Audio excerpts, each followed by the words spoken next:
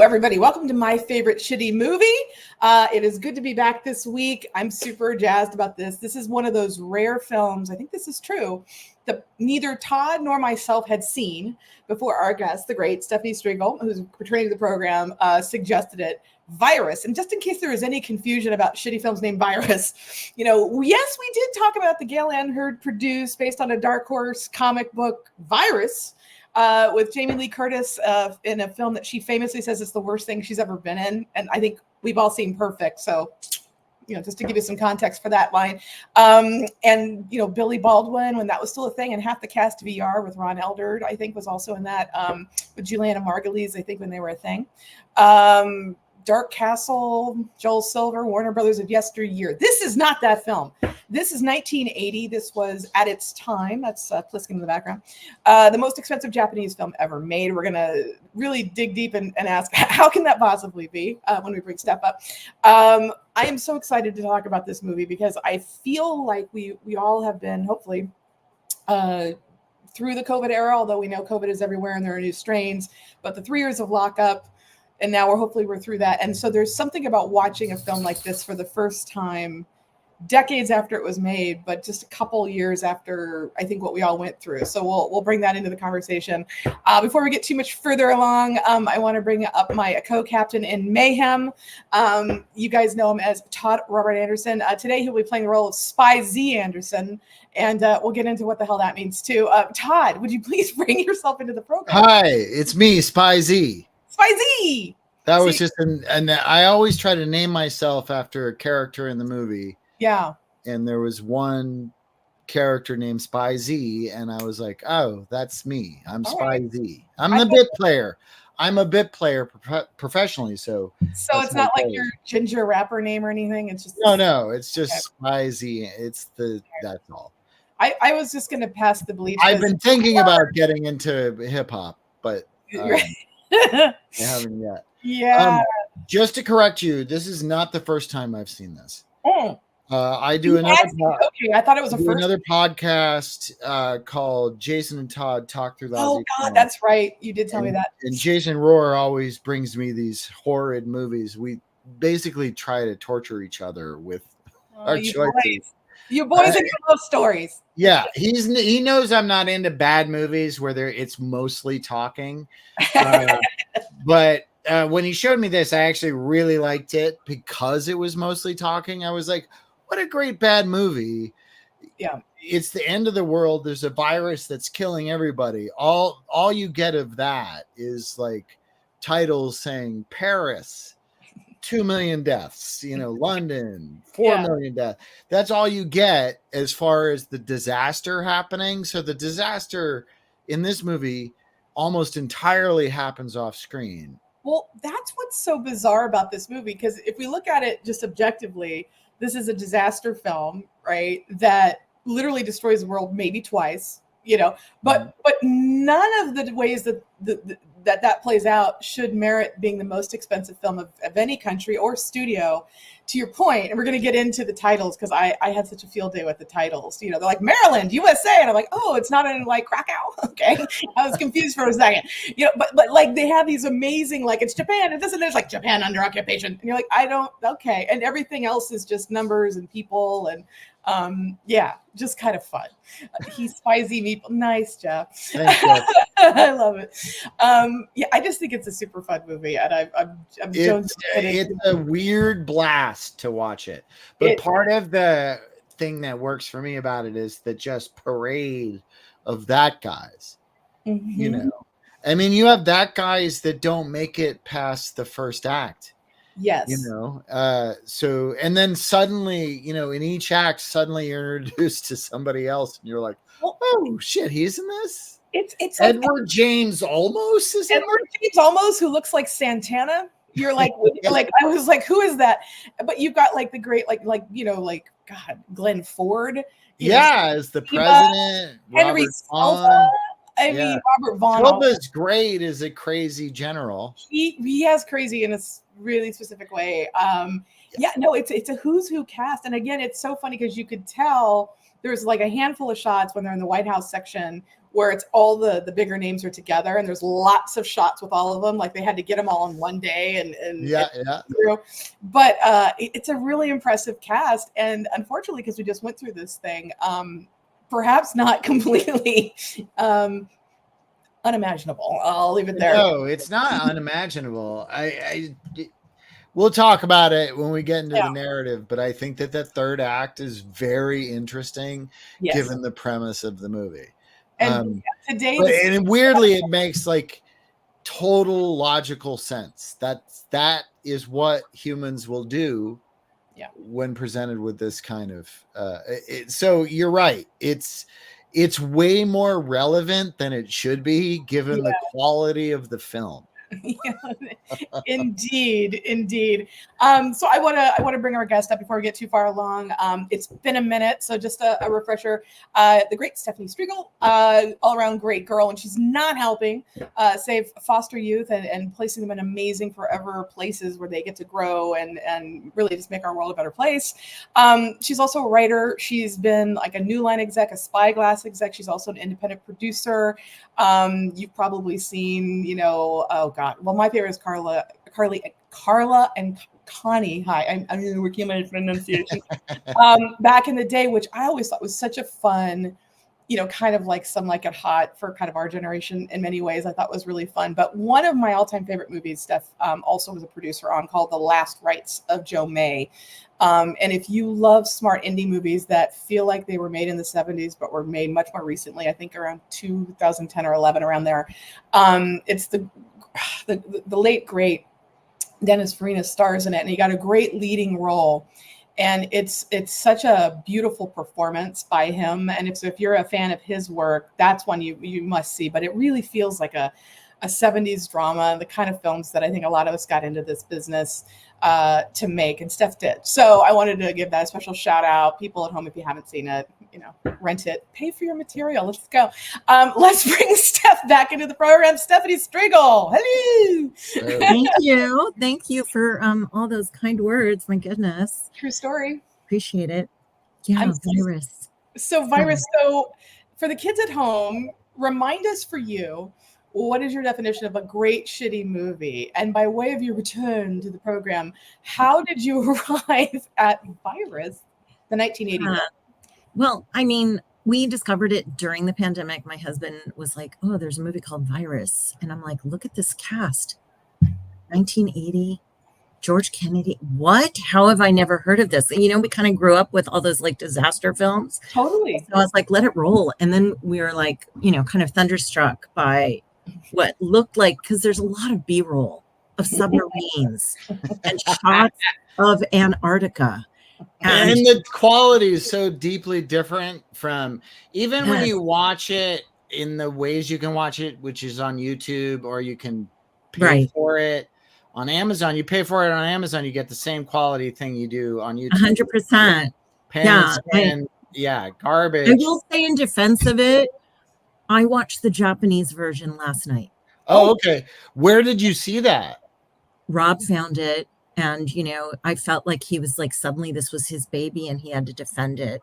I was like, oh, God, I do have to watch if I'm going to see it. Was it widescreen? No, just like the cinematography 1,000 times better. We watched it on YouTube for free. Oh, I watched it on Tubi. And it was what you've described. Oh my God. It's been shot on like not even my iPhone, more like a disposable camera from, a 90s wedding.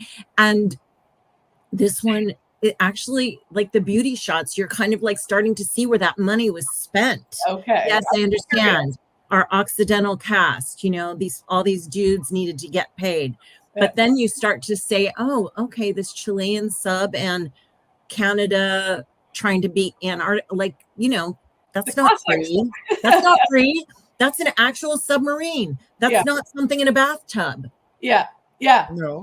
And stock footage and all the things. Yeah, I got Todd's message too late, so I just thought, I'll spend the $4.99 and just buy the high def version. Not high def. Damn. but I was like, yeah, at least I didn't have to sit through commercials. But I didn't find the one on Yeah, I mean, what happened, I had to do a little research because, it was just like crazy shitty movie. And then I was like, this director, I didn't realize he directed one of my favorite films Which one? from Japan. Battle Royale was Oh, one of his. Battle Royale says in the green slime. Yeah. And I was like, okay, what the hell happened with this thing? Did you bite off more than you can chew? Did Silva take over the set? What happened? Yeah, I mean, What yes. happened? And yes. And you realize that, like, I think that they it just didn't work, and then it just got chopped into an inch of its life. What and it is became this the- Frankenstein thing that they showed at the Cannes Film Festival, and everyone was like, this doesn't Yeah. make sense. Wait, the one you saw on YouTube, what's Was the much aspect longer. ratio? What's the aspect ratio of it? Oh, That's don't all I ask want. me that, Spy Z. No, No, it's just, is it? it looked more expansive. It But didn't was look. it a square box where you had No, two it was black rectangle. lines? So it filled your screen. You So know, you yeah. saw- It suddenly had that Panavision vibe. Okay, so that's my question. I've never seen this movie in that aspect ratio. Yeah, no, it was just, it made me go, oh man, this is how things become super shitty. Well, that's the thing, but you're right, Steph, because I remember when they played it at Cannes, they were saying, let this be a lesson to young filmmakers out there. When someone's like, well, because of the cast, let's be honest. So Cannes like, oh, with that cast, you can screen here, even if not in competition, because cast. Right. But it literally, they're like, oh, it's the work print. Don't be sharing your work prints. Like, just don't do it. Like, resist. And that's what they called it, but it wasn't. It was a bunch of people, probably without the director involved at all, cutting who together. said, I need to get it down to 90 minutes. So there's like wholesale plot points just removed. And you're like, this makes no sense. And I wonder why. I mean, I still think like there's moments you've seen it where you're like, oh my God, some of the performances, everyone's yelling. It's Yeah. Well, I mean, we frantic. Silva's chewing up the scenery. I'm like, hello, Dr. Strangelove. They already did this role. Yeah. Lie down, We dude. need to get into the narrative of this movie, but the thing that I love about this movie most is this like subplot that happens over maybe 5 to 8 minutes in the movie that I thought, this is your movie. This is your boardroom. Ooh, People I can't wait to talking hear about what you this think. movie. Yeah. And it's at one point in the movie, they're all realizing, that they're the only people left on the planet, and some crimes have happened. And the way they work it out is because there's like 900 people, right? And only 8 of them are women. And the way they work that out is one political woman says, look, this is a numbers problem.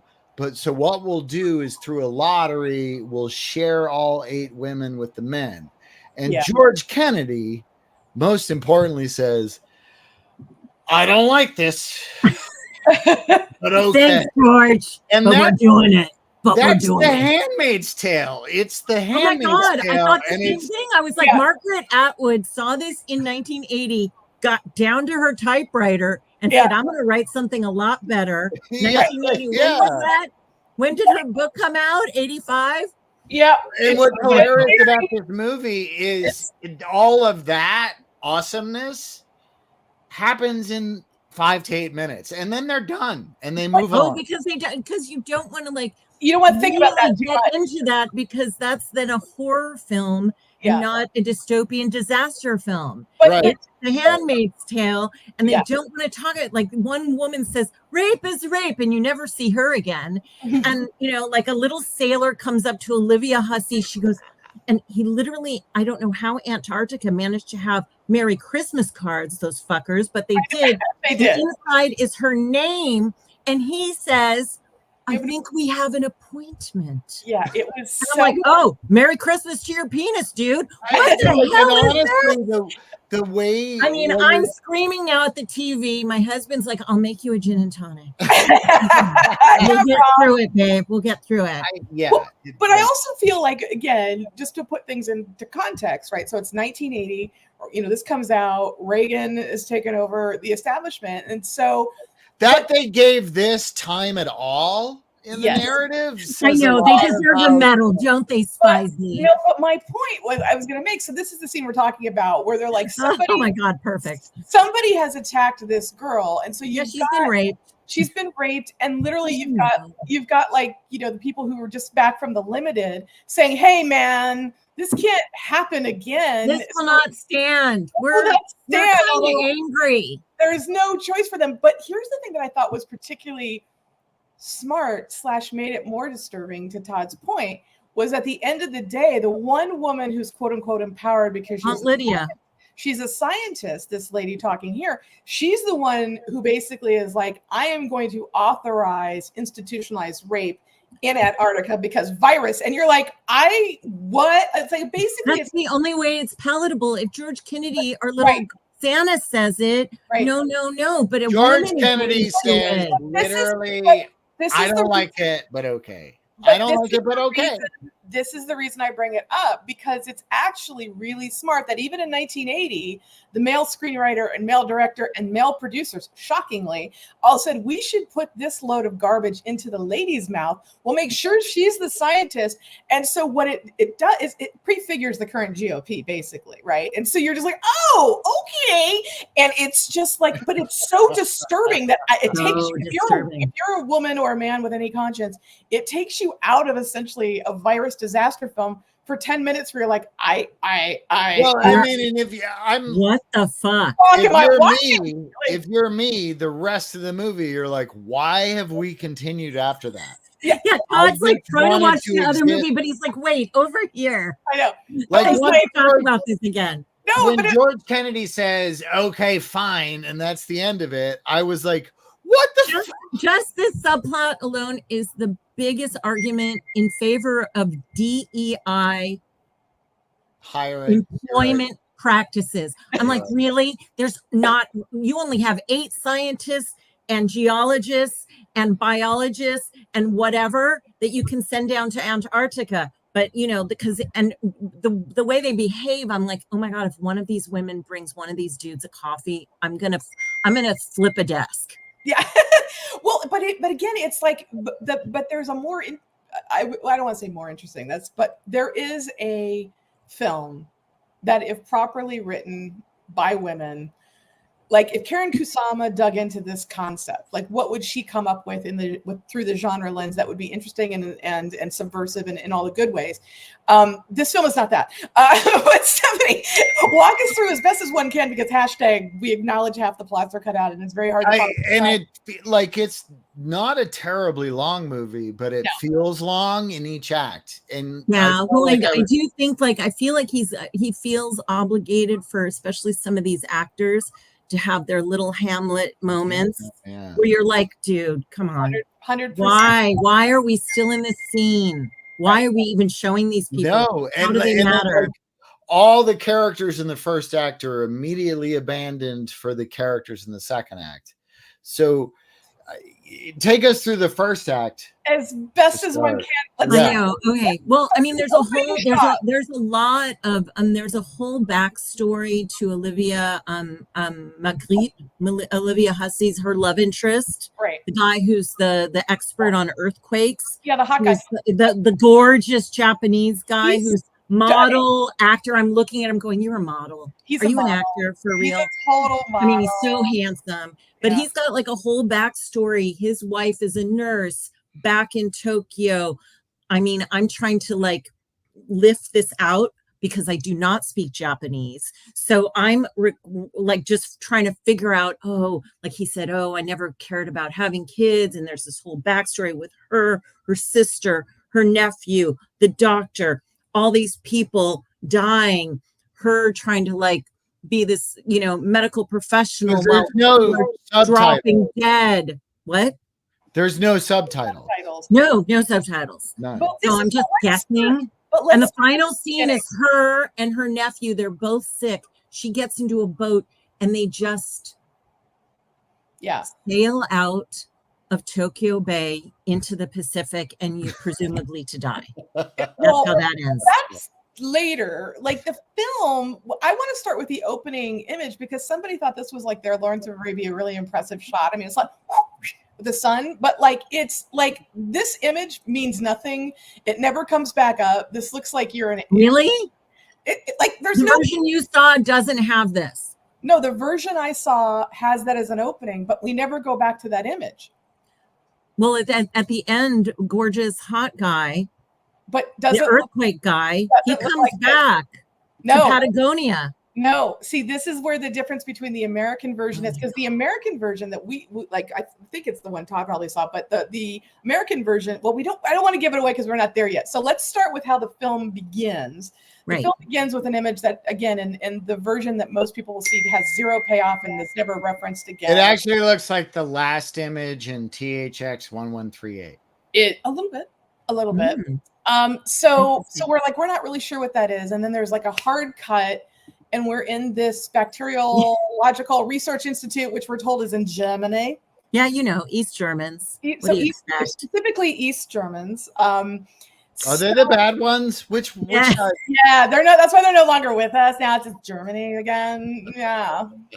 There's a whole scene there with this, I guess, East German doctor trying to get these smugglers to dispose of this deadly virus that he helped create. Also, was I the only one watching this scene going, was this cut from Hogan's Heroes?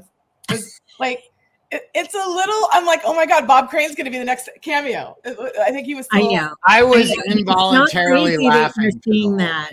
Because there is so much staging like that. Anytime George Kennedy's in a scene, there's 20 people behind him, Hogan's Hero style, in the same frame, all at the microphone. Yeah. I mean, it is lunatic. So basically what you've got, and what I love about this is it's truly an international production where you have, people from all over the world, all over the globe, different nationalities, different languages, all coming together to make this virus flick cool. And so the concept is, but like, so you have people of different nationalities who English may not roll off their tongues. So when you're creating something, they're like, it's the MM88, and you're like, okay, no one in the cast can pronounce what the fuck it is. And they're like, I'm like, can we just say like Red Scare or something? Yes. But it's like, that's when you know. You can't have a hard accent with unmemorable acronyms. You really can't. And then the really gorgeous Japanese guys, with the MM, with the AIA. I'm like, you're an earthquake specialist. There's no way you know what that is because that doesn't cross the streams. But anyway, so we basically have this thing where somehow shady Americans, or somehow, is there any other kind, involved with shady East Germans. Okay. There's a shootout in a place that has cobwebs. So it's like no one's been in there, but somehow somebody with guns knows that someone's in there doing this thing with the MM88. All right. So then we have like look, it's a horror film. We shot his eye out. You're like, oh, I know, right? They start super gruesome. So I'm like, is this announcing the tone of the film? You would be wrong. So then we go right from that to like stock footage, or maybe it's real footage, right? Where we're flying day for night. $16 million shot of this biplane in the Canadian Rockies. It was actually afternoon for morning. Yeah, I know, exactly. And so then of course it hits the mountain, and then the way they photograph this, I love it. It's like there's a fire and there's like a thermos with the MM88. Yeah, the thermos prop. I'm like, that's like something you buy at Starbucks. Well, what was gorgeous about it was like you kind of couldn't read it, but it looked upside down, like it was kind of like a Union guy's thermos that said powder mysterious, and you're like, I think that's what it said, MM88. And so then that's like somehow in the middle of, as you said, the Canadian Rockies, but like I'm like, no one's around there and it's snowing. And what we learn is that if this virus is at a low enough temperature, it's okay, which is why we set most of the film in Antarctica, because in theory, the virus can't thrive where it's that cold, except it's apparently spread by being in a place that's that cold where no one's around and it thrives. We don't know how. There's a hard cut that announces this is a year later, y'all. And then there's one of my favorite titles. You guys, it's University of Maryland, USA. Have you ever been there? That is exactly what it's like. It's all Cadillacs. Do they have like universities? Mostly a parking lot. It's the It's like, do military they have an department. exchange program and like, like It was amazing how specific and obscure it was. but this is where something's lost in translation because you're like, oh, that's not how we say things here. But then you get this like awesome sequence. Oh, poor Dr. Meyer. Oh my God, Dr. Myers is like, he's like, you guys, this is mutating and there's no cure and there's a problem. So he's trying He to screams his entire role.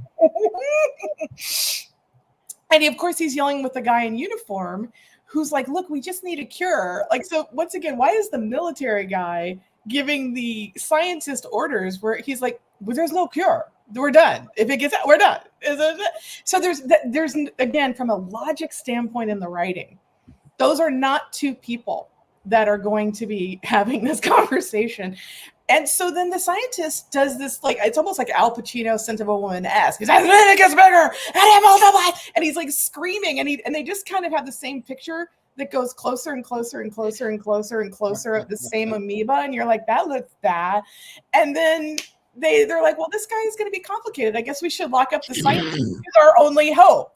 What was his last line? We'll be reducing the rubble to rubble. Oh, we're reducing the rubble. So it's like, this is like prefigures, what the Republicans want to do to Fauci, right? So again, evergreen. They're like, why do you have to politicize everything? Oh, I think honestly, Tracy. it's My there. God, we're just trying to have fun talking about movies. You don't think the okay. I think it's there. I think it's the subtext. But so then we cut to my favorite, Cossack, Soviet Socialist Republic. And this is like, let's count how many horses. Like just the right, Steph, as a producer, what's the cost of this scene? And they're not even in focus. I think it's expensive. Mm-hmm. And look, we've got live sheep and 10 horses. Now we've got a couple dead Even sheep. if you And do is this that- in Vancouver, it's not cheap. No. Is that Japan standing in? No, I think they shot a lot. I think everything that's alpine was shot in Canada. Okay. Yeah, that So tracks. this is a Canadian production as well as a Japanese production. We need to look into both these countries and consider our allegiances to them.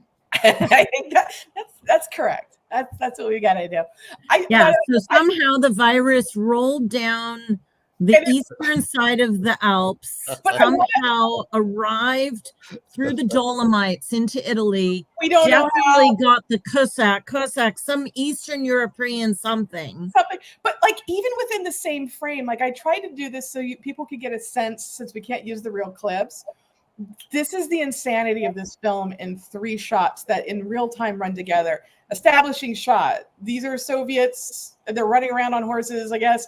And you're like, oh, that's pretty and bucolic. Look, there's all these live sheep running around right here. And then the next shot is like, but these are lined up in a row, in a line. And you're like, well, are they dead sheep or are they alive? Okay, I thought these were some of the best performances in the I was really impressed. Oh man, The sheep are great in this. And I don't know how they got sheep to be good, because there was sheep on my parents' property for a long time, and those fuckers are as dumb as a post. So how you get them to do How do they take direction like this? Oh my God. I think they just, maybe it was starting to rain, because when it starts to rain, they all lie down. So maybe they were like, oh, all right, they're lying down. We'll just shoot it.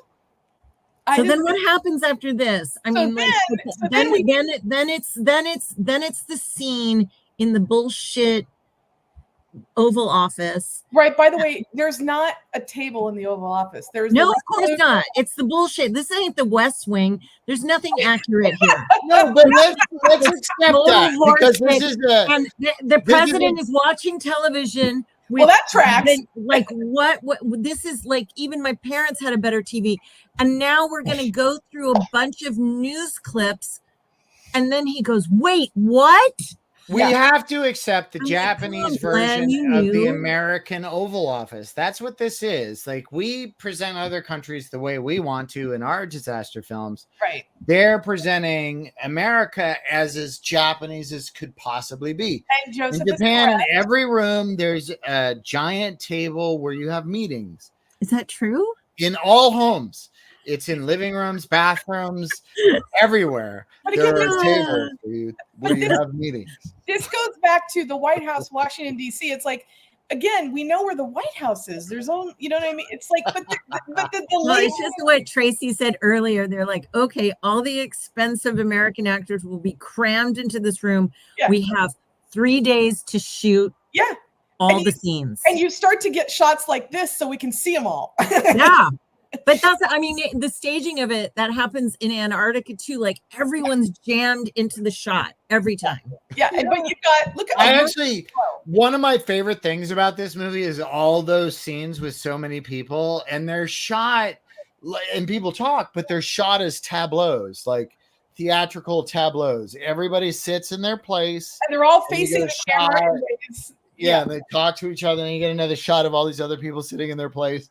Yeah. It's hilarious. But it's also, it's a weird thing because I think America with the disaster films, obviously Poseidon probably being the granddaddy, but Towering Inferno, The Swarm, all the stuff we love. But When you say Poseidon, you mean the Poseidon Adventure. 'cause- Venture, yeah, not the bad Whoa. remake. We're not doing the bad remake. which was just called Poseidon. So Just we need Poseidon. to clarify. But I think it is funny because when I think we kind of, America could put some claim into the disaster film, certainly the 70s, that this film is referencing a lot. So I always think it's interesting when there's a different kind of an international cultural look at kind of creating their own version of the American disaster film. That's what I thought was so interesting about The Girl with the Dragon Tattoo, because to me, the book and then the original foreign films look like, oh, somebody really liked David Fincher's Seven. And this is that country's version of Seven. But then America comes along and buys the rights and goes, we should get the guy who did Seven and just have him remake the foreign film that was a remake of Seven. And you're like, oh my God, like it's a generational dupe that I can't quite get the, title lineage of. But this film is like, they're definitely like, we're doing the biggest Japanese budget we've ever had, and we're going to mimic America. But the cultural difference is also really interesting from a film standpoint in terms of what they see differently. Oh, than totally. Yeah. And that's a delight to see because we don't see that a lot. It was fascinating because there was definitely a big, like, remember the Christmas scene and every single woman's pregnant and they got their babies. Like JD Vance's babies porn, are like, right. And it's this like idyllic and everyone's wishing each other Merry Christmas. And this is through the eyes of I'm like sitting there going, did the Japanese celebrate Christmas? And then he builds like a snowman, but it's a Mary. And like that comes up a lot. It does. It's weird. Like sort of like that, Judeo-Christian imagery. Right. Can we talk about the Robert? May December relationship with a 30-year difference between the male and female. You know what? You're right, Joseph. The although it's institutionalized rape, the age pairings are more appropriate in this film. That's right. That's very true. That's a good note. So you've got 800 guys to choose from. Yeah, but then it's a murderer's row of talent, right? I mean, it's great. Robert Vaughn. I mean, Henry Silva always for the win. Silva's great scene comes before Robert Vaughn's death scene, so we should probably talk about both of those. When he comes in and this one, Yeah, I mean, if we're talking about Henry Silva, he busts in the room and basically threatens everyone with nuclear war in the most pragmatic way possible. But this is the best part, though, to your point. I think the scene you're talking about is that Silva, who's off the rocker, like the president has just died, everyone's gone, and then it's like, did they just trash? Well, no, I was talking before about like this, before that scene. There's a great Henry Silva scene before the president dies with Robert Vaughn in the room. But that scene with Robert Vaughn dying and doing this whole like crazy high school play death sequence is amazing. Why are they totaling the White House? Like the clock is locked over. That's a painting that would never be in the Oval Office. Like there's a lot of like just forced chaos throughout. I mean, I assume the virus, like when you're at the end stages, which we didn't see in the movie, but I assume you just turn into a punk and you just want to you kind of wreck shit and then you lie down and die. That's what they don't show up. Yeah, it's like Robert Vaughn has that monologue on a chair, and then he just dies. But they cut to the president, but what they don't cut to is just before he sits back down and dies, he just fucks up the place. Well, but it's like, but they're still trying to do these crazy things. Like they're like artful shots of like, the president dying, and there's, we're shooting into the sun, which, is never a good idea. But, no. No, you shouldn't look. I thought that was called golden hour. But it's so pretty. It's so pretty when it blew out our lenses. So yeah, but then you have these scenes where where Glenn Ford is playing a very good president, and but look Is at the he? tears. Is he tears. though? The tears he's working up. I was like, look at Glenn. You're being so kind. He's like, first of all, he's just like, you don't know about Antarctica until at the end of the suddenly it occurs to you, and there was like, what could I have done different? I go, I have like about 15 things you could have done differently. But well, it's okay. What it should have been, because like in Stripes, that's where they send John Larroquette to Antarctica. There you So go. this movie would have been awesome if all the survivors of the world were in Antarctica, but they're all like John Larroquette in Stripes. I would like There's a tremendous amount of douchebags. Then I would throw in Lois Childs' reporter character from Broadcast News that Holly Hunter sends to like, oh, we just said Jennifer, right? Because she's trying to hook up with her. She's like, oh, I said Jennifer to like, I'm here with the serial killer in Alaska. She's like freezing. I'd like to see her in the spinoff of this film. So I was yeah, like, where's the Situation Room? Why aren't they putting the president down there in the Henry Silva rumpus room? totally. And why is the red phone inside of a drawer? I know, right? I laughed so hard. The second I saw it, I said, oh, it's the commies calling.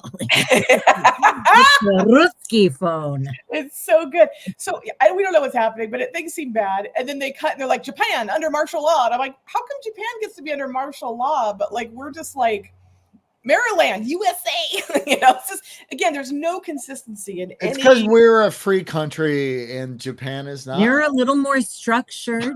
Maybe. During the Fukushima that episode, there was no vandalizing. Oh, you're right. That's You're It's right. actually a thing. And There's that's the queues. main thing. Even you look under to. starvation and hardship, there's queuing. Yeah. The main thing you look to is how much vandalism Impressive. there is. They're And like how quickly it gets cleaned up. Yeah, they're like 60% less Lord of the Flies than Americans. That's really the subtext of this film. Yeah, when everything hits the fan. Okay, so then we cut to Antarctica, and we've got our friend surrounded by a cast of extras. George, who's basically this side of Petroni from the airport films. Like, I mean, George Kennedy. Yeah. The Well, only and actor also- in all 4 films of the airport series is now showing up in another disaster movie, taking the bucks for this And international. at first, I mean, when I first watched this movie, it was sudden, but without fanfare. So it's you suddenly cut, and there's George Kennedy in a meeting, and you're like, what the fuck? What the fuck is George Kennedy doing in this? In case you didn't know what genre you were in, He's here. He's here. Oh. here he is. Yeah, loved him in the Tower Inferno. much comfort Loved in him in all the airport films, and now here he is for Japan. Yeah, no, it's fabulous. And He he's is- he not is going to the be flag okay bearer. with just sharing the 8 ladies, but he's going to go with it because what else is he going to do? Totally. It's so awkward. So then you go from these scenes of like Silva coming out after the president's dead, saying like, let's nuke the world or whatever nonsense is going on. And then I assume that moment was he was taking his orders from a dead president. He was. Right. The guy's dead, and he salutes. He was doing protocol. Turns around and goes Protocol. right down there and literally can activate the arsenal with like 3 buttons that look simpler than my Simon game from the same decade. I was wondering if it wasn't Simon. I think It was that's yeah, no, you're like, And he has Very all good the done. keys. He has all the keys to unlock the buttons. Got all I the don't keys. know. There's no one else. I mean, it's harder to arm a submarine than to launch everything we've got. Apparently. Here's the thing, though. This is where, again, the narrative kind of loses some steam. Because in real life, we all know there's a football. We all know there's multiple people that have to do this. We all know there's multiple keys and launch codes, et cetera, et cetera. Even the opening of War Games, y'all tells you that, even though that film I hope so. But get all my information from films. I don't know. Maybe but this is the real thing. Right. But we go right from this kind of like, apparently the president trashed the White House before he died with Senator Vaughn. This guy doesn't notice the president's dead because he's allegedly probably infected and crazy anyway. Oh, yeah. He had a sheen of sweat. Yeah. You go right away. You go from this crazy moment to a hard cut of people skiing in Antarctica. And you're like, wait, what? Like the American president's like, Oh my God, what? you're like, well, that's an emotional tone shift. And so then we're like, okay, now we're in Antarctica. Like, what's going on? You But know, it gets grisly right away with all the dead Norwegians. it does. Oh, It does. yeah. Oh, here's the gorgeous model. On the This scene, by the way, Tracy, it like was the first scene in the movie where I was like, oh, people are actually doing stuff. They're moving around. They're trying to find something. yes. The rest of the movie up to this point is just people talking around tables that don't exist. Yeah, in the White House. in the White House. But then you have like this awesome moment where, like, you know, you've got these like gorgeous scientists, you know, looking around, like, what are we gonna find? Blah blah blah. And then there's this like hard cut where you see like a door opening up, and it's Olivia Hussey, which is this shade of like Billy from like Black Christmas reveal with the eyes that she, Yeah. of course, was the star. Oh in. yeah, I was like, I remember going, oh my God, it's Juliet. Oh my God, totally. It's like, yeah. And so, so you have Olivia Hussey, who's just been like hanging out on her own. And then we get back, and then all of a sudden, now that the world's ended, now George Kennedy is like, I'm going to put on my dress. I'm going to put on my best shit. Yeah, I'm going to put on my Class A soldier uniform for the situation. And then you have another scene, which emotionally really reverberate, right? Where you see there's like this Russian sub, and they're obviously infected. And he's like, you guys, we're here. You've got to pull us up. And George Kennedy is like listening to this. And there's this like really creepy moment where they realize like, we're going to have to bomb this Russian sub. And again, that plays differently in 1980, back when Republicans understood Russia wasn't like our friend. But like, this is still like Kennedy has to oversee the blowing up and murdering of hundreds of people. But his BFF, the Russian guy, gives him the okay. But one of my favorite pieces of casting in this movie is they're like, well, we have this British sub. Oh, shit. That is the captain. That is Chuck Connors, who could not be more American if he tried, but is cast as a British. Unbelievable. You guys, he's the Virginian. Shout out to ginger actors of all stripes. Shout out. It's not. I remember. I was just like, it took me so long to realize that this was supposed to be a British sub, and I was like, it doesn't matter how many times you use the word chap, you're not British. But it's But it's He like didn't even try an accent. It's Didn't even bother. But again, this is the Lost in It's Translation. like George Clooney in Perfect Storm. Yeah, You don't want to distract people by doing a good performance. Oh my God, that would have been awful. That would have Oh my been God. amazing. I mean, but you're like, why Chuck Connors? Like, you couldn't find a British. I mean, we love Chuck Connors, but like asking me to believe he's British when he sounds like Chuck Connors from the Virginian, like that's never gonna work, especially in 1980 because we kind of were closer to that series. So then he's like, okay, this is the stock footage of we're gonna blow up a sub which looks like this. Again, I ask, where's the money going? Questions I had. But then we cut. No, I don't think I did, but that they literally the Chilean government gave them. Yes, a decommissioned submarine, but the shots in the submarine are shot in the submarine. Yeah, it's 100%. It's 100%. not stock footage. All the money went to the American actors. I think all went to the American actors. This looks like stock footage. Well, the actual missile launch probably is. Yeah, like, there's you see like all those shots of the submarine. Yeah, amongst the iceberg. I don't think that's stock footage. I thought it was the beginning of the thing. You know what, Joseph? I kind of got that too. It was very like. I wish it was the beginning of the thing because then the thing would have followed. But yeah, it didn't. Thank you, Joseph. Oh, yeah, we're there. The Brits and the Russians identical. Yeah, okay, different flags. That is also good observation, Joseph, with the eyes. So craziness. Why are you flying flags on a submarine when it's going underwater? It's like, how did Indiana Jones get inside that submarine? We don't ask these questions. I don't know. I don't know. It was sealed from uptight. So then we get the great Sonny Chiba, who we love. If you're into kung fu or whatever, or even if you're not, Quentin Tarantino told you in True Romance, you should know who Sonny Chiba is and get a piece of pie later, right? So then we cut immediately. I thought, it's Santana. I'm like, oh my God, it's James almost as a child star. I mean, it was like with such a random role. Like, oh my God, what are you doing in this movie, dude? But what the moment where he sings is batshit crazy. You're like, oh, we're being serenaded by Edward James right now. I'm like, it is Santana. No, it's so good. And so then we cut to Olivia Hussey, who always has that one really good expression, and she's given birth. So we have like the cute baby on board, and then you're like, oh, this seems bucolic. I guess they're making it work, and this and that. Then we get into the aforementioned. This is terrible. Ladies selling out the rest of the ladies again. Tracks. And then we have one of our subs send up a drone, which seemed really like a land drone to see what's going on the infected shores, which for 1980 seemed like a pretty cool sequence. That wasn't like I know. I mean that drone DP got some of the best footage of Tokyo I've ever seen. I was like, wow, you're getting some close-ups, some cutaways. And then all of a sudden, speaking of JD Vance, everyone's back on a couch, this time with children, and they're all wearing handmade clothing. Apparently, the clothing is great. They're making clothes in Antarctica because, all the clothes looms. It's the end of the world, you guys. I mean, you make clothes out of whatever you got. Apparently. Yeah. And then we have there's a new development. So, Steph, this is almost where I think the film to me is almost in half with a stunted coda.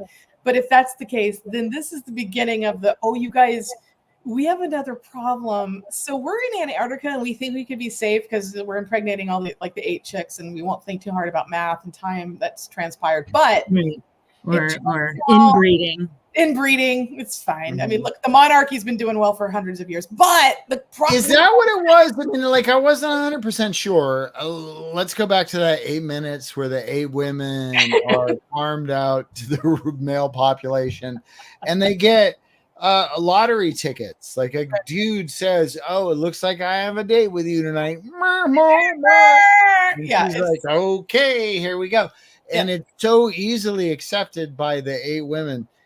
Interesting, Jeff. That's fair. Is that okay? Is it okay? I mean, even Rob was like, is anyone keeping track of who these babies are connected to? And is it are we just going to be like, oh, these can all maybe brothers and sisters can get, So everything is, all the sex is for procreation. It's not just calming the dudes down. That was my question.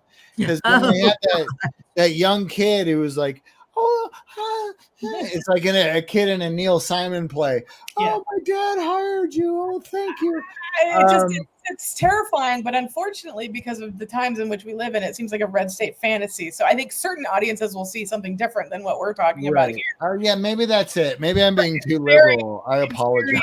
Yeah, you're like, no, the rape. I was just like, we're not even going to talk about the fact that a percentage of these people have no interest in this heterosexual bullshit that we're doing. Right. No. We're not even gonna, that's not even an issue. No, never comes up.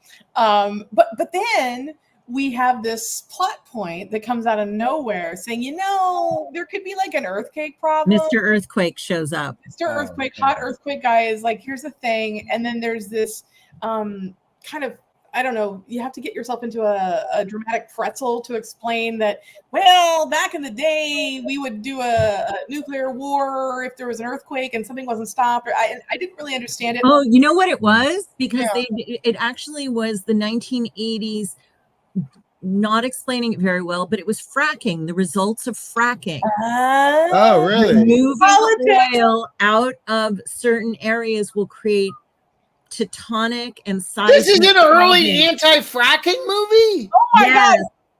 Yeah, no, I was like, oh wow. So they knew about that then. Fuck me, man. This movie's great. My God. Oh my God. But yeah, totally. So that's why there was because he said this was something they had researched and there's going to be seismic activity in Washington, D.C. The only way to save us is to somehow go to the White House. The only way to save us is Bo Svensson. The White House has an elevator that apparently goes down to the 7th circle of hell by way of Dante. I was like, that's an elevator shaft in this building that was built in a swamp. I would challenge that. But they're like, we've got to send our best people there. So you've got, was it Bo Burnham with our hot scientist guy, and of course our not British, Connor saying, okay, I will get you to America, so you guys can try to basically hit something in the Sitch room. No, that what they're going to do before because the earthquake is about to happen. Right. And if it does happen, it will be read by the automated system as a Yes. nuclear attack. Right. And it will spontaneously launch everything. All the world will blow up. Which because of the asks earthquake. us to believe that there'd been no earthquakes in the amount of time. I mean, we just had a 5.7 in LA. Like, You know, so I don't know. What I was on the road when that happened. I thought it was just a strong wind.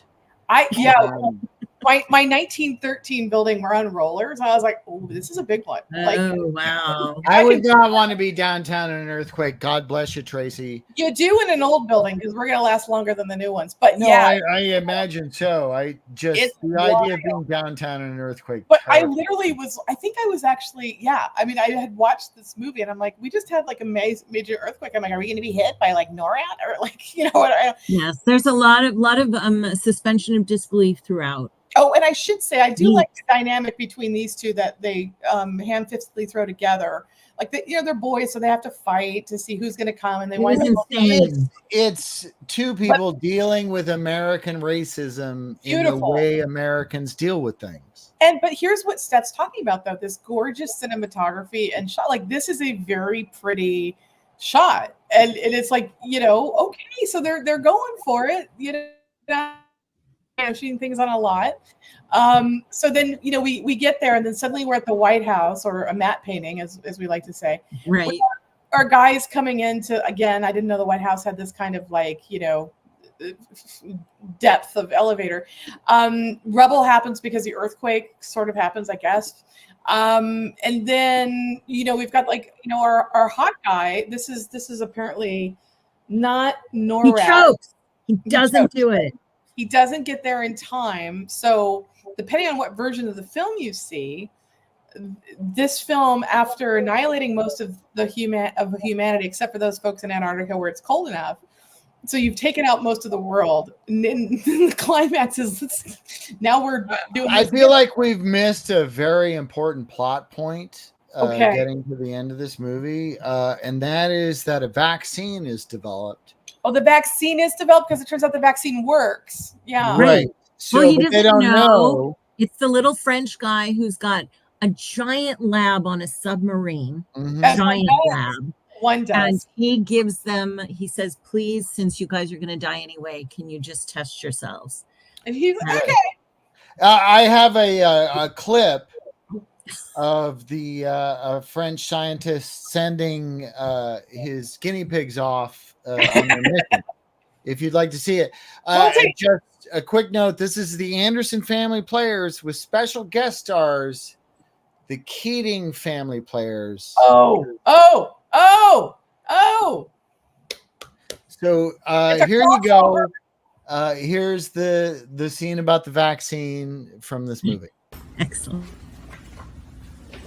Bonjour. I trust you will forgive this last minute interruption. Without going into boring detail. Is it playing, Todd? I believe, mind you, I may have developed a vaccine for the virus. But how? Well, to simplify, it appears that high levels of radiation introduced into a living virus cell creates an effective antibody. Of course, I cannot force anyone to become a guinea pig, but under the circumstances.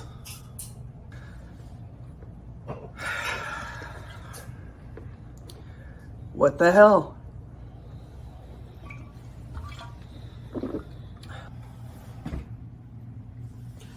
The effects should be immediate. To minimize the damage to the crew, do not inject yourselves until right before you leave the submarine. If it does not work, please report your symptoms for as long as you can. We will do our best. Oh my God, brilliant. It's Oh exactly what happens in the movie. Great job. They like- did do it. It's almost like the Gus Van Sant Psycho Man. Yeah, it's right. Yeah, except we don't add anything. No. Just do what's there. Yeah. That is amazing. But again, it's like it's this odd thing though, where you've got this guy fails, like the launch happens, his bro is dead, and you have a film that, Now here comes the stock footage. yeah, now it's like, but I'm watching this film and I'm thinking, this is actually really brave to, like, 1980, we've just ushered in Reagan, and you're making a film about viruses that ends with like nuclear apocalypse, which we were already, the ICBMs were already a hot topic. What are we going to do? Reagan is like, it's all about arming things. We started calling. I'm pretty sure. I mean, of Star Wars, like it was that era. you Yeah, want to trickle talk down about defense. prophetic, though? I'm pretty sure this movie sat on the shelf for a long time. It's So I'm unfair. guessing it was shot in 75, 76. Oh, It didn't really? come out till 80. Yeah, because Oh. like those guys in that movie, I don't know. But maybe it was shot in 79. I think so, but like again, I think the distribution. This goes back to, like, I think Steph said at the top of the show, like, you compromise this filmmaker's vision. You probably had Oh my producers God. doing crazy Harvey Weinstein cuts to whatever for the Cannes thing, and it never recovered. But so it's almost like what they did to Cimino's. Well, I mean, Heaven's Gate. Like, no one If gave. Harvey Weinstein cut this movie, there would be way more rapes. Oh my on God. screen. But I feel like, but it's an odd thing because it actually is trying to say something, and it's actually trying. No, there's a lot of sincerity in it. There It's not trying to be cynical, No, which is its downfall and also kind of admirable at the same time. You're like, it makes it date. a little I better. think it's why it's a good shitty movie, actually, Stephanie. It's all of those levels of complication. It's yeah. it's hard to get it all right, isn't it? Well, that was the darkest movie. Yeah, just it is weird, but it's like, here's a disaster movie that's very much trying to be in the tradition of American disaster films that manages to wipe out the world twice in less than 2 hours. And I'm like, I don't know that I've ever seen that before, because usually if it's a swarm, it's a swarm. If it's the building coming Oh down, yeah. No, he wanted a 1-2 punch, It's total too annihilation. But then, but still hope.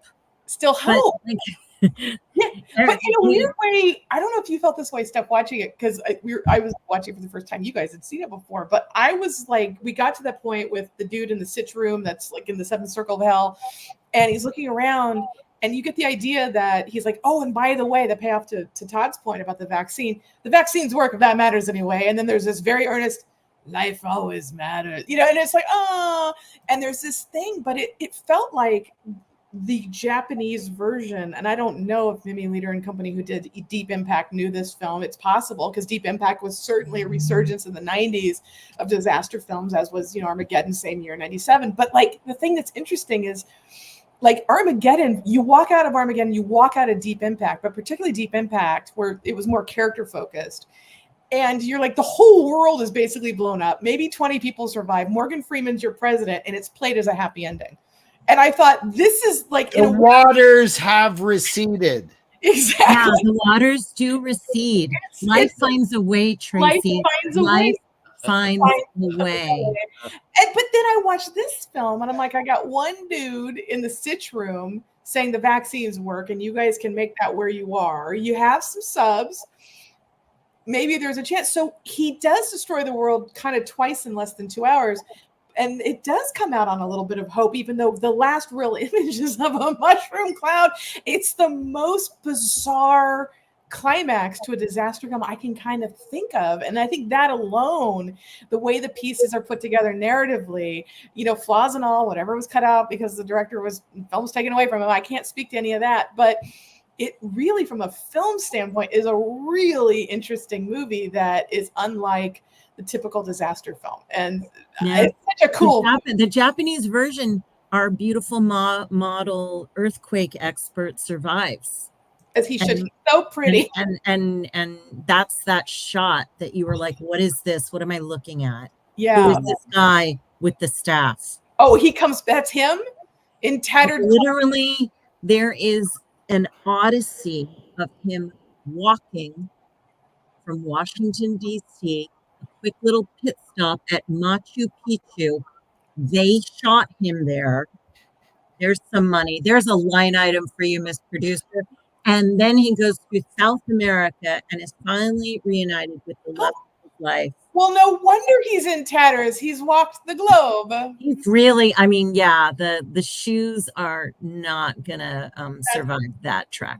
Those are not Skechers. That's not it's not real.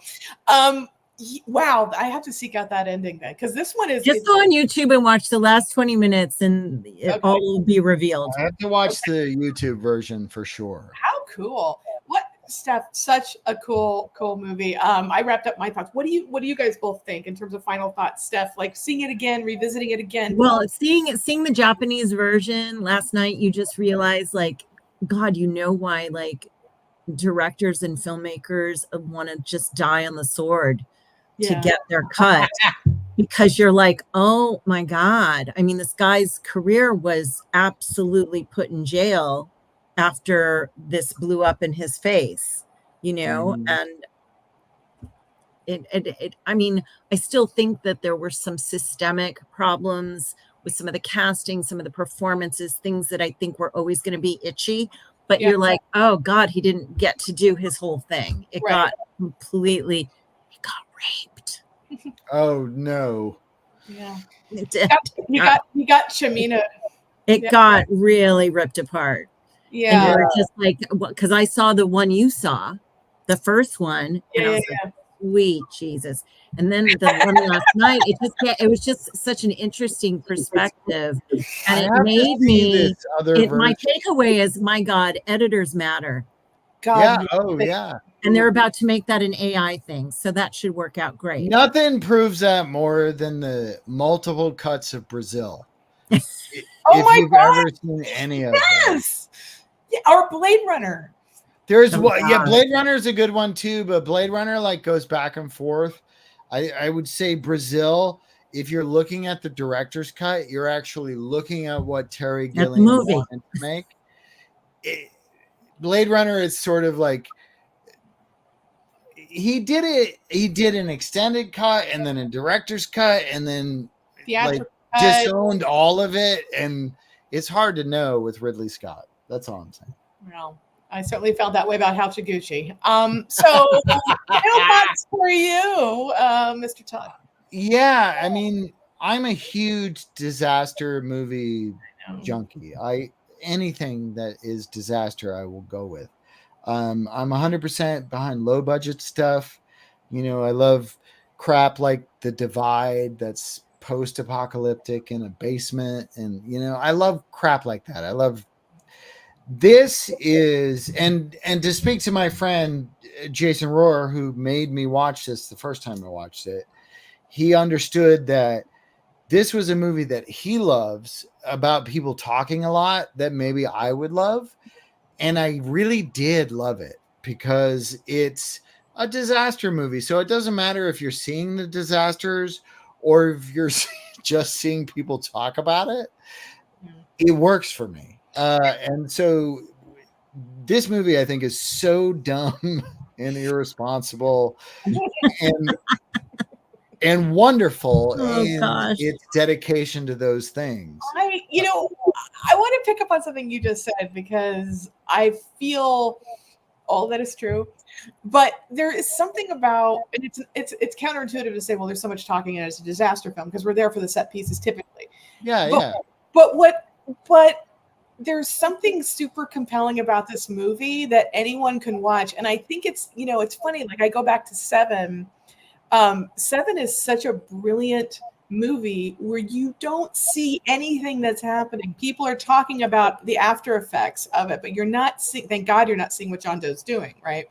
But maybe if you're a different kind of movie watcher, it's like, why aren't they showing me this? I've been robbed. But you feel like you've seen it. You see if you see an air freshener that looks like a pine tree, tell me you're not going, there's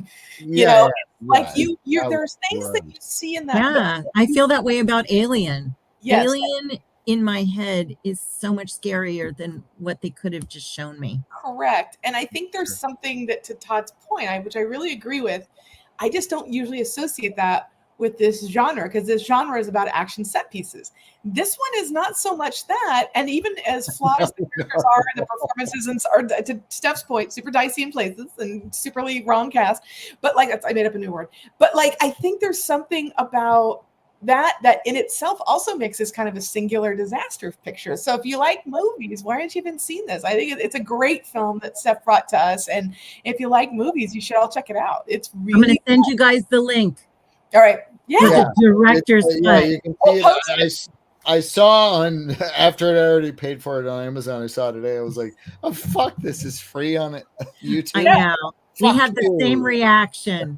Yeah, it's very cool. All right, so should we go to the rapid round of the last? Oh yeah, let's do our things. Let's do Be bad or be best. Are you good with that, Tracy? Be bad, be best. Yes, tip of the hat. all right.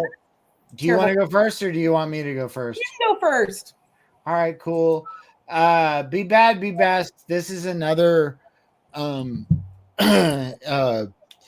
chemical biological warfare type movie. It made a lot of money at the box office. I think that people are split on whether it's good or not. I'll ask you guys, is this so bad no one should watch it, or it's so bad it's awesome? Michael Bay's The Rock. Oh my God. We just watched that recently. Woo! And Thank how God was that? for Nick Cage. Oh, Thank yeah. God for Nick Cage. Well, not I feel like he's the one in that movie going, I'm in on this joke. yeah. I'm in on it. I wish he'd been the same for Long Legs, but it didn't work out that way. So is it be bad? I mean, it sounds like it's be best. It is so much scenery chewing, and and just watching scenes with him and Sean Connery. And Tony, I don't know. It's a Todd. guilty pleasure. All right. So it's a be best from you, Tracy. Where are you at with this one? I have a weird connection with this movie. I was in San Francisco going to film school when they were shooting it, but one of the Oh, actors. God. Oh boy. There's the sequence where they blow up the yellow Lamborghini. Mm-hmm. And Yeah. so because we were the Academy of Art, and they were trying to show off, and we were half the price of state. That's why I went. But they're like, we have a total entree into this situation. So I got to be there. Amazing. Oh my God. And yeah, it's a great sequence. But I am here to tell you, well, we were there, and we were only there for a handful of hours. He blew up 3 of those cars, which together the cost of that, I could make 10 films. Yeah, that makes me sick. And I was like watching this going, oh my God. And I just remember the heat. Like we were at a safe distance. And we're like in San Francisco. I'm like, oh my God, am I going to do this? Like, I mean, it was like this crazy Grand Guignol, like, yeah, bitches. And I was like, and every guy in my class was like, with a Lamborghini. They were rigged on springs, and there was a whole thing. So we got to watch, this. But I was like going, this is so irresponsible. but I love this film. Armageddon to me, and everyone don't hate on me. I think Armageddon is Michael Bay's masterpiece. It's so ridiculous and silly. It's everything I want from a Michael Bay film. Let's pretend Gatling guns are on NASA equipment. Let's pretend they can even fire in space. His masterpiece is called Bad Boys. Oh no, you can keep Bad Boys. I will keep Armageddon. But the fact that Armageddon and The Rock are both like Criterion, I'm like, holy crap. I love The Rock. It's so bad for you. It's delicious. It's like a really great chocolate truffle. Yeah, it's a really good I love it. Be disposable best. movie. I You just can got watch all the time. You can watch it whenever you want, and it won't not be satisfying. it's so much Yeah, fun. I mean, Michael Bay is completely nutrition free. It's Cheetos. Yeah, It's Cheetos, yeah. and I fucking He's like it Fruit Loop. sometimes. Sometimes He's I like Captain it. Crunch. He's all those things. He is, and the only time he tried to make a movie that was about anything was The Island, and that's the one that didn't make money, right? So it's like he learned very quickly that they don't come to my films for messages. I'm going to go back to shit. It's like Bad Boy, Fun to 25, or whatever. I love The Rock. I love that you picked that. I also went to a 90s disaster movie. This is another one of those, like the aforementioned Armageddon and Deep Impact. We had two in the same year. We had Volcano, and then we had the film I Want to Know, Be Bad, Be Best. Steph goes first, of course. This would be Dante's Peak. Oh, Brosnan and Linda Hamilton, another Galen Hurd production. God. Dante's Peak, Be Bad, Be Best. Thoughts? I have to. I feel terrible because there's a feeling of indifference because even though I love both of those people, I literally cannot remember that movie. Oh my God, that's brilliant. No, that I counts. have no idea. That Like counts. I know the name and that's the end of it. So Yeah. I can't really be passionate. That sounds like it'd be bad if you can't. I guess it's a be Sounds bad. like I that. guess indifference is the worst. Yeah, I'm If you upset. really hate it, you still kind of love it. but see, I'm what does they upset. say? They say indifference is the opposite of love, right? So, Yeah. that's it's not Cold, hatred, cold, it's- cold. Oh, cold. Okay, Mr. Yeah, Todd. that's so crazy. Geez, Stephanie. Sorry. I thought we had like chemistry and shit. but Oh I'll no. tell you what. I saw this in the theater and I thought it was fucking great. when I saw it in the I'm gonna theater. watch it tonight. I was like, this is my perfect disaster movie. It doesn't mess around. The first act goes really quick. You get in the second act really quick. And it's got two actors that I fucking love, and they have great chemistry in Yeah. Pierce Brosnan and Terminator lady. Linda Uh, Hamilton. yeah, Linda Hamilton. yes, correct. Linda, like they're so good together in this movie, but also it just plays all the notes of a 70s disaster movie, like right down to grandma being Oh. destroyed by an acid lake, saving the family. Mhm. Shit. God. Like Volcano came out the same year. Yep. And I will watch Volcano. Like if you come to my house and knock on the door and I'm like, oh, hey, what are you doing here? And you're like, I just want to watch Volcano. I'll put it on. And we'll sit I down love that and about we'll you. watch Volcano. But Dante's Peak, far superior movie. One of the best disaster movies ever made, in my Oh opinion. wow. Ever made, even over the 70s. Damn. Over the Praise. 70s. Yeah. I High mean, praise. I think some of the 70s are equal, but that's all I'm saying. I think Dante's Peak is the closest you get to That a is- great 70s disaster That movie. is some fighting word. Yeah, the acid lake stayed with me. Joseph, I'm going to agree with you. What I remember seeing, and this was before I worked for Gail for 4 years. I actually had that poster in my office when I worked for her for 4 years. But like, I saw it opening night too. I actually do. It's weird. I think Dante's Peak is a better popcorn film than Volcano. Mhm. Volcano works because, again, the late great Anne Heche, the performances in that film, and Tommy Lee isn't phoning shit in yet. Like he's Mhm. still showing up to play. Yeah, But no, everybody's good in that. And the guy who's always the serial killer in movies, what's that guy? He's like a crazy clown so many. killer in the American Horror Story. I can never remember his name, Don't know. but he's the like sweet husband in Fargo. Okay. Oh, William H. Macy? Was he in that? No, yes, William H. Macy was in that, but not that guy. Oh. You would know who I'm talking about. We're talking about a serious that guy, but Okay. he's in that as the guy who controls the subways. He's like the subway, Oh, I don't know the actor's name, but yes. You mean and he John does that Carroll thing Lynch? where he's stuck on the subway and Uh, there's lava in front, and they're like, just jump, drop the dead dude and jump. But he jumps and he throws the guy because he's not dead. Jeff Luce, self-policing, amazing. Thank you, sir. Yeah, Noted. yeah. What I liked about Volcano is interesting because I think the performances are really good and the character work is trying harder. Good old Mick Mhm. Jackson directing, who would then give us The Bodyguard, which is my favorite worst movies ever that I love. Fight me on it. But what I think is interesting, Dante's Peak, I think I agree with you, is the better of the two Volcano films that came out the same year. But what I think is interesting, people sort of remember this sequence in the subway. And I never asked Gail about this, but I remember coming out of Dante's Peak opening night going, you made a Volcano movie where I didn't see almost any lava. And the most memorable set piece, thank you, Joseph, before I got here, that you remember, and Todd referenced it too, is the acid lake. And so it's like when people remember the first Twister, if you can at all, you remember cow. There's like a Yeah, cow. We've got another cow. I think that's the same cow. It is the same cow. And so to Steph's point, like, Jesus, I don't remember anything about Dante's Peak. Because the only thing to remember, I would argue, if you, again, because that was a long time ago now, is the Acid Lake sequence, because it's about characters Emotion. grandma. Yeah.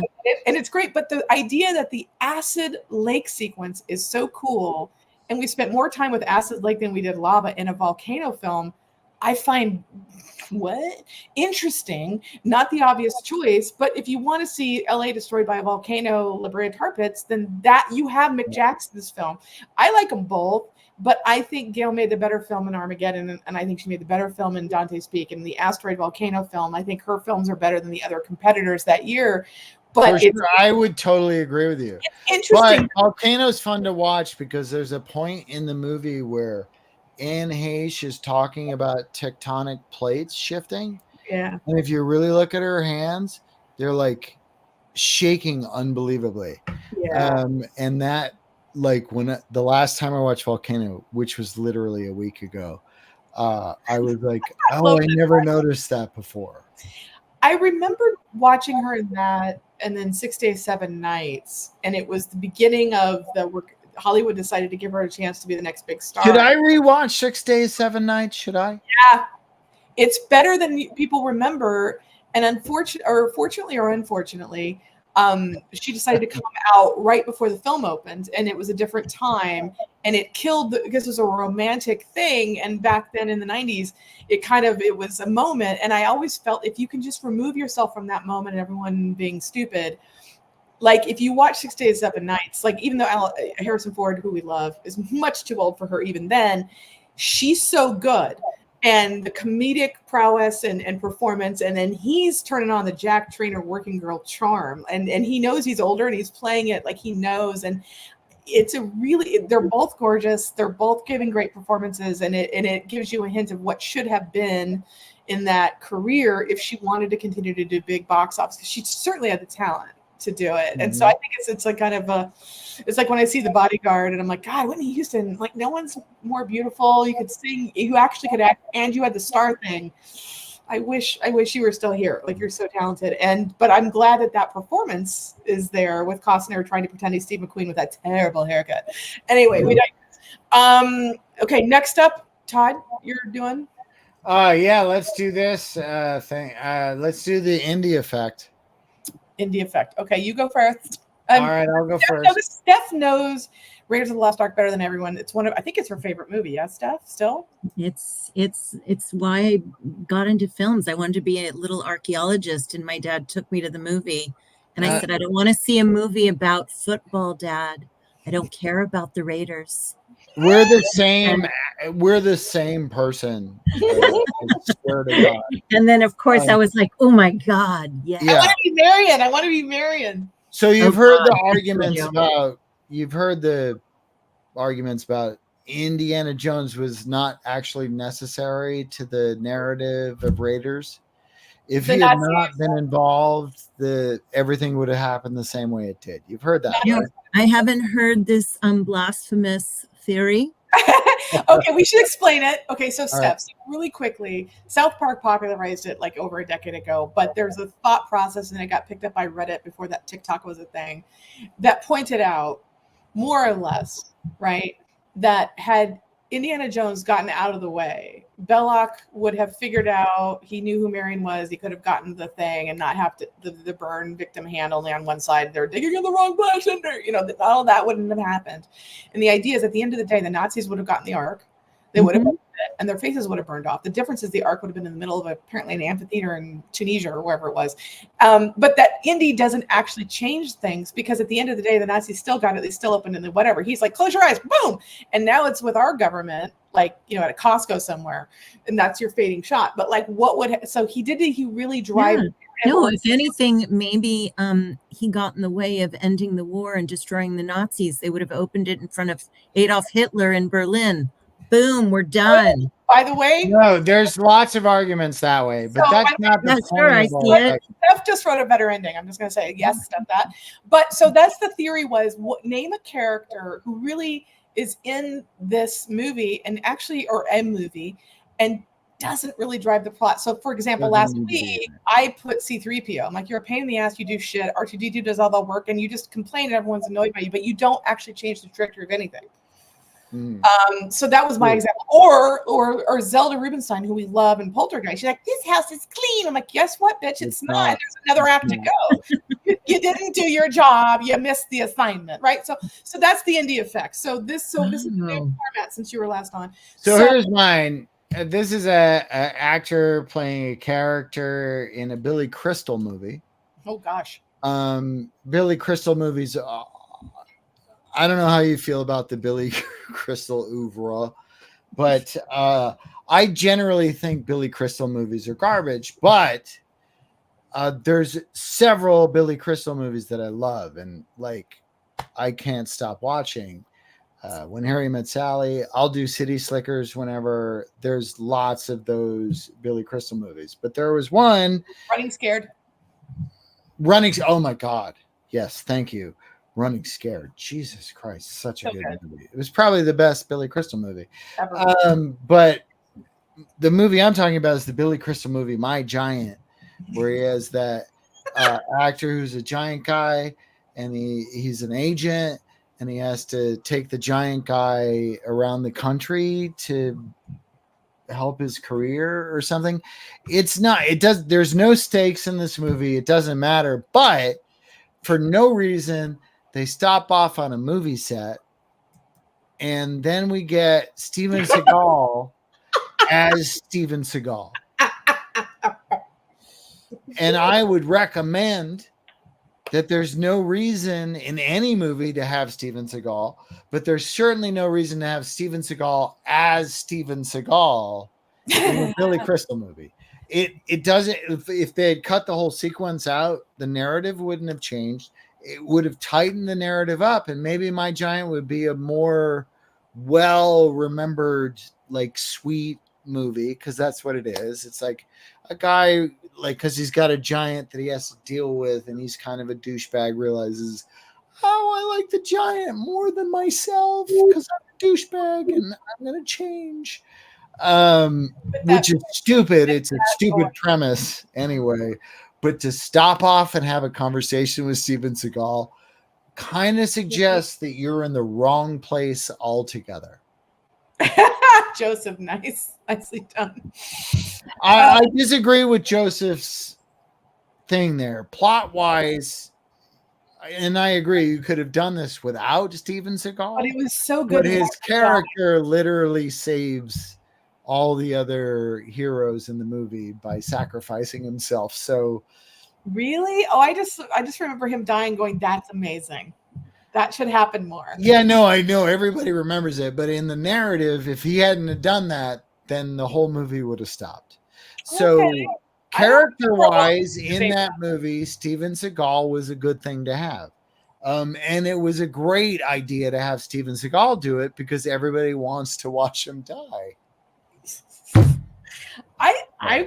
I think you've made a good argument. I think I can see that. I mean, I often find him completely erroneous and unnecessary, even before he was doing all the gross things he's doing. But I was talking about My Giant, but yes, executive decision is another. But My Giant, you're right, because the thing about that movie, and I remember thinking it was a little saccharine, not my thing. A little?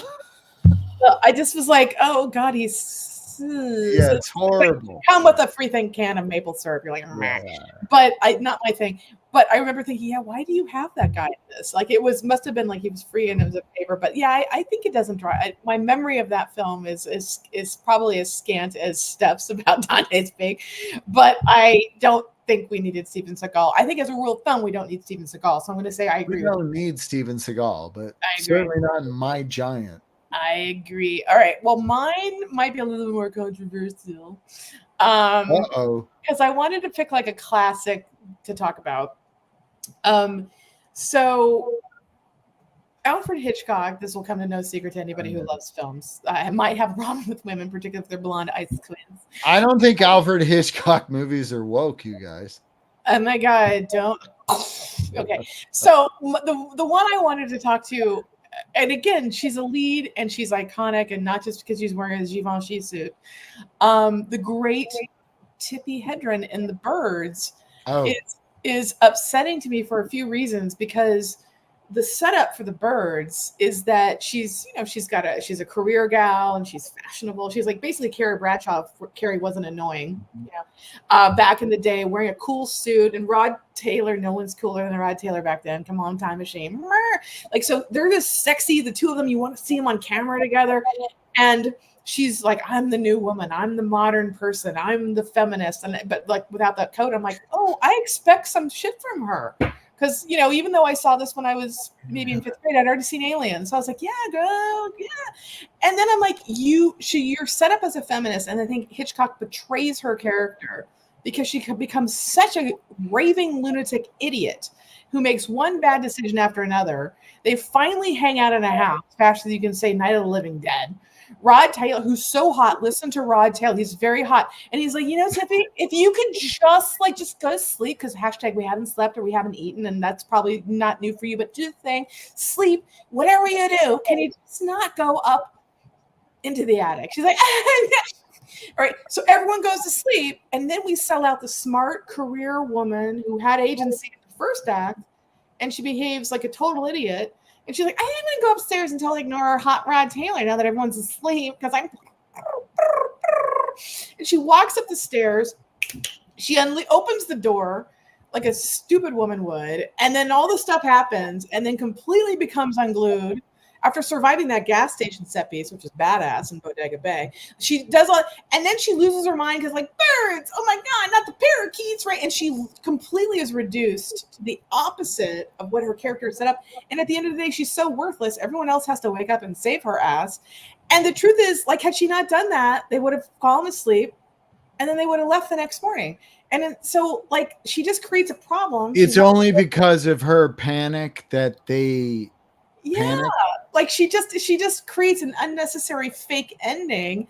But I have to watch The Birds again. You sell out her character. She's like flirting with Rod Taylor like they're equals, and she has agency. And then she's like, "Okay, Ron, I guess I'll wake up." And to Tippi Hedren's credit, because I want to give credit to the family, Tippi said to Hitchcock, "Does it make any sense what my character's doing?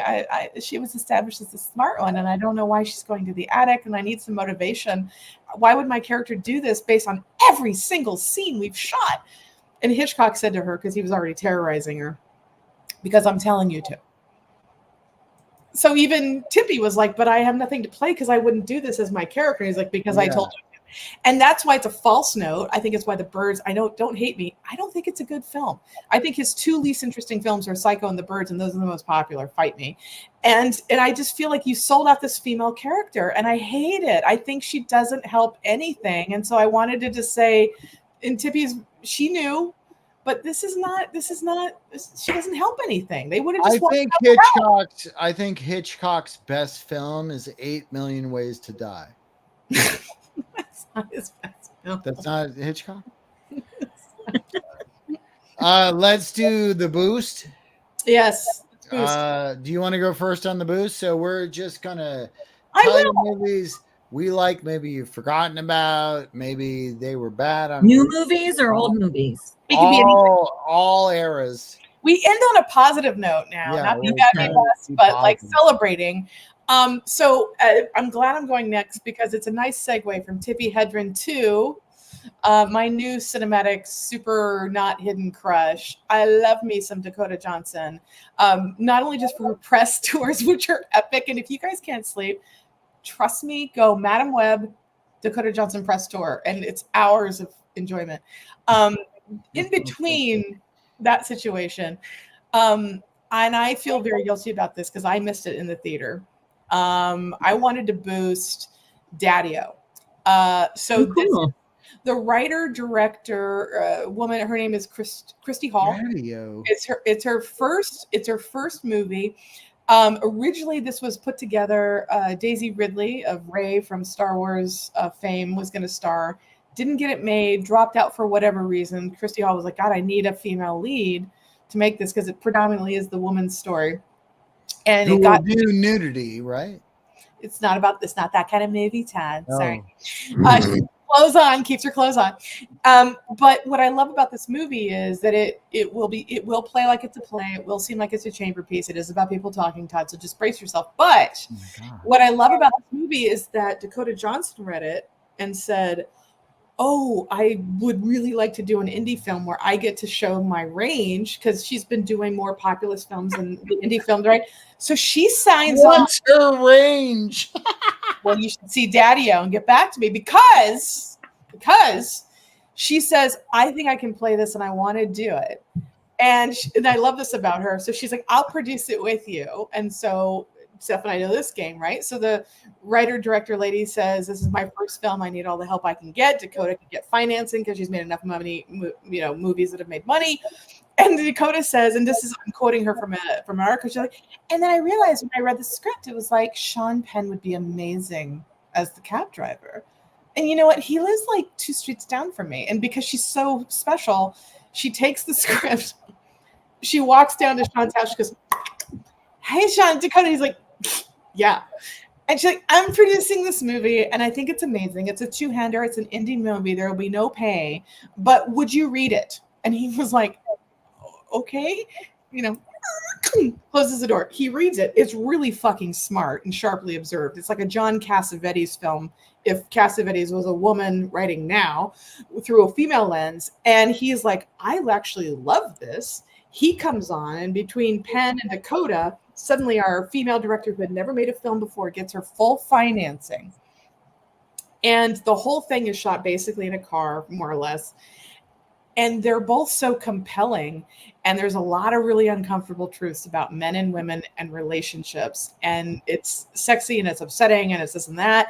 But it was like, okay, here's Tippi Hedren's granddaughter, Melanie's, daughter, saying, "I think I want to do this because this is interesting." So she uses whatever. And I didn't see it in the theater. You can stream it. So I went ahead. It was like, you can stream it for $19.99 or buy it for $25. I'm like, yeah, I like Dakota. I'll spend $25 to buy it. I'm going to teach this script. It's so smart and she's great. And Sean Penn shows up. He's not Sean Penn. It's the first time since Milk where I was like, I think he's a character that I'm really interested in. And it surprised me. And then I felt guilty for not paying to see it in the theater. So I wanted to boost it because now you guys can rent and or buy it. And it's exactly the kind of film that I bitch about no one making anymore, except that Dakota Johnson got it made and I missed it. So, Daddy. Stephanie, did you see this movie? No, I can't wait to see it. Sounds Yeah, great. that's brilliant. Really? Yeah, I saw it. Did you see Wicked Little Lies yet, Tracy? That's my next. Olivia Colman. I love her and I can't wait to see it. It's awesome. It's Okay. another one of those tiny little Talk female about it. driven. This is Stephanie's boost. Tell us about that. Oh, I just saw it on the plane coming back from the East Coast last week. Okay. And I was like, oh, I love her. Okay. And it takes place right after World War I, tiny little town based on a true story. And this very prim and proper British woman becomes friends with this younger Irish gal who's got a child out of wedlock. They're neighbors, and they have a bit of a falling out over the shared garden or something. And suddenly, horrible, horrible letters of such profanity start getting sent to people in this village. Oh, shit. Okay. And obviously it must be this trashy Irish woman. I'll say no more. Oh, my God. Okay, you guys. That sounds It's very great. good and funny and it's got layers. Love it. Love it. Okay, Todd, what's your boost? I'm going to boost this other biological warfare Fallout movie with Kathleen Quinlan. I don't know if you guys like her, Kathleen Quinlan. but I sure do. Childhood. It's called Warning Sign. It's Yes. also got Yaphet Kotto and Sam Waterston. And it's a very simple tale of a biological weapon getting loose. Love it. Great B-movie stuff. We don't get stuff like this anymore. We do not. I agree with you. I don't think I've seen this. It's been more than a minute.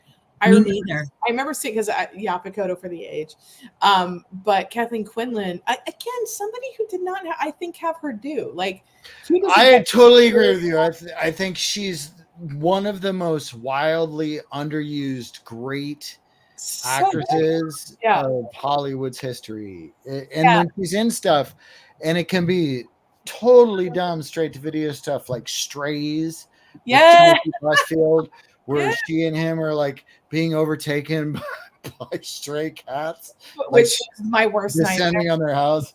It's like what's that John Carpenter movie, Assault on Precinct 13? Yeah. Oh my God. That, but with cats. Yeah. Oh my God. Assault on 13. Assault on Precinct 13 with cats is the best logline ever. Yeah. Oh my God. You can make it now again with other people, and I would watch it. I'm so here for that. She's great, absolutely great. But this movie, I think, I is feel like underrated. Kathleen, there were a group of brunette people like Kathleen Quinlan, Jo Beth Williams. I would probably put Meg Foster into that. Kirstie Alley before the Scientology, and she was just Lieutenant Saavik in Star Trek II Wrath of Khan.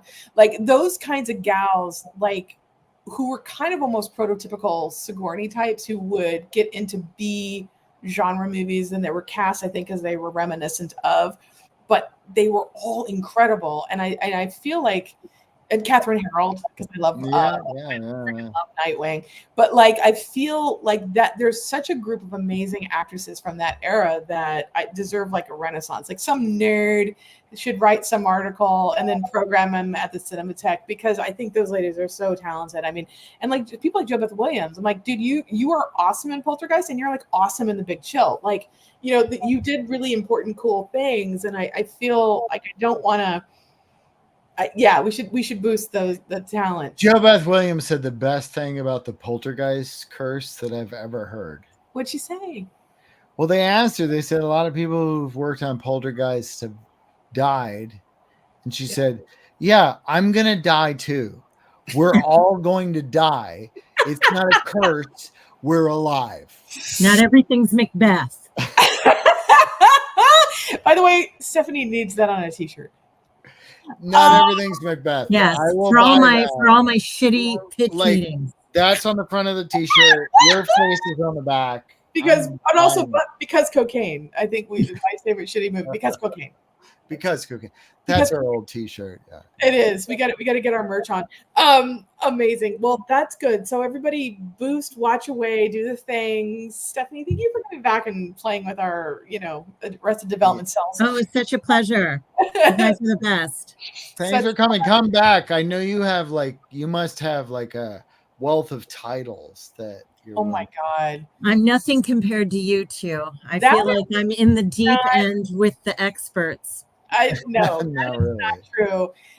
Steph has a lot. I mean, I remember when you came on, we did with Jeff is saying go watch Borderlands this weekend. I'm gonna say right now I will not. Why? What's Borderlands? It's a PG-13 movie based on a video game directed by Eli Roth, and the cast is amazing, Oh, but it's PG-13, so I'm not going to oh that wait, I'm movie. so sorry. I just had a mental collapse. Borderlands with Jamie Lee Curtis and Kate Blanchett. I will Yeah. see. Yeah, me too. Because Jamie Lee Curtis is in it, but it's Because Jamie Lee Curtis and Kate PG-13. Blanchett are in the same. Your anger about Eli Roth is exposed. It You is. will go to Eli Oh. Roth if Jamie Lee Curtis. I is in will it. be- You've I will lost be- all credibility. I will be All clear. credibility gone. I will be clear. It will suck because it's Eli Roth. Fight me. Just the way David Gordon Green did not do any benefits to the Halloween series, but did I support my girl Jamie Lee? Yeah, I did. Okay. We're Yeah, all we getting have. behind. We're That- all getting behind Harris. It's a terrible title. And I know it's based on a video game or something I never played, but like I will see it because those two ladies are in it, despite who's behind it. Yeah. Some The talent there early that he reviews are assembled. bad. The early reviews are very bad, and for me, it just comes down to if they were doing an R-rated movie about this, I'd go. I But feel they're like not. there will be a director's cut because I don't care. he I will. don't care. I don't care about Eli Roth's director's cut of anything. You know what? When you're a fan, you're a fan. Jamie Lee has my money for life. It's like if Sigourney can make a film called Heartbreaker, I know, but it's like you should where not I'm supposed to believe that she gave birth to Jennifer Love Hewitt. Tracy, I can my sit through that. I can God. sit through anything, man.